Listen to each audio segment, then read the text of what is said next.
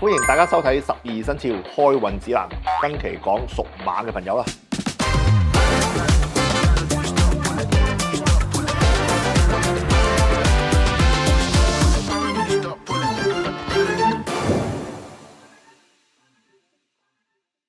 午馬嘅朋友，明年係丙午年，就係你哋嘅值太歲兼呢個五字形。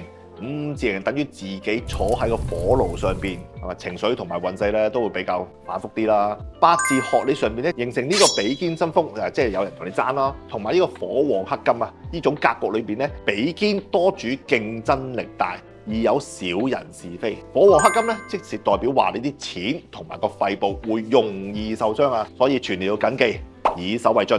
以柔制剛呢8個字啊，全年運勢起伏好明顯，尤其是要警惕。記住，農曆5月有3個5出現啊，即係你自己啦，呢個馬年啦，同埋呢個年啦，同埋呢個5月，3個5呢個力量咧係最強。仲有11月，11月就係子午相沖嚇，呢2個月咧容易有決策失誤、人際失和，同埋呢個健康亮起紅燈啊，始終。犯太歲，健康都會容易有病噶啦，所以重大嘅變動、投資合作咧要避開呢2個月啦。相對平穩嘅月份咧就係農曆呢個正月，即係人月啦，人午半合啊嘛。仲有9月戌月，午戌同埋半合，可以得到朋友嘅助力，適合推進嘅計劃、團體嘅合作同埋學習嘅提升。基於午火過旺啊，咁啊極度需要調候之象，我就為你設計咗以下呢個開運方法，幫你平衡火氣。轉危為安啊！咁啊有4個維度嘅，有衣食住行。衣着嘅方面先，咁啊記得着多啲藍色、黑色同埋白色。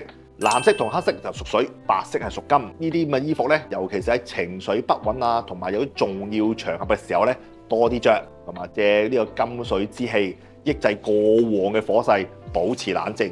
第二，食嗰方面啦，多食啲梨啊、百合啊、雪耳啊呢啲潤肺嘅食物，每日朝頭早起身飲杯蜜糖水，下晝5時之後，即係1點鐘之後咧，有啲少少嘅菊花茶，咁啊清肝明目，避免食啲辛辣嘅嘢、煎炸嘅嘢、油膩嘅嘢，同埋酒精類嘅食物。住嗰方面啦，我建議喺屋企、家中同埋辦公室正南位，即係離位擺放黑曜石同埋金屬物品，或者放一杯水，咁啊以金水之氣平衡呢個火氣，記得保持西北位乾位，乾淨明亮，有助穩定思維。喺最後啦，行嗰方面啦，遇到內心糾結決定唔到嘅時間咧，就先係深呼吸，暫停決定。朝頭早同埋黃昏時間咧，行啲近水嘅地方，碼頭邊啊、海邊啊，散下步，有助平心靜氣。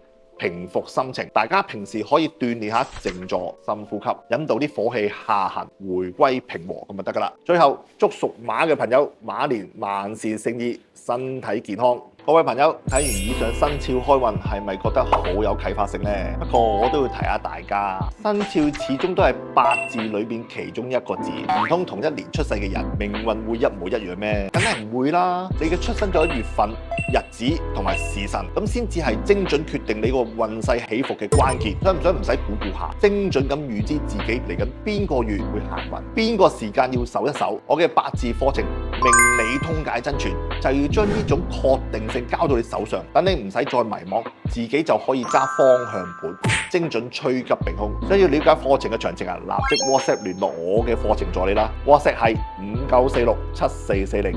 祝大家新嘅一年行運如魚得水，事業步步高升。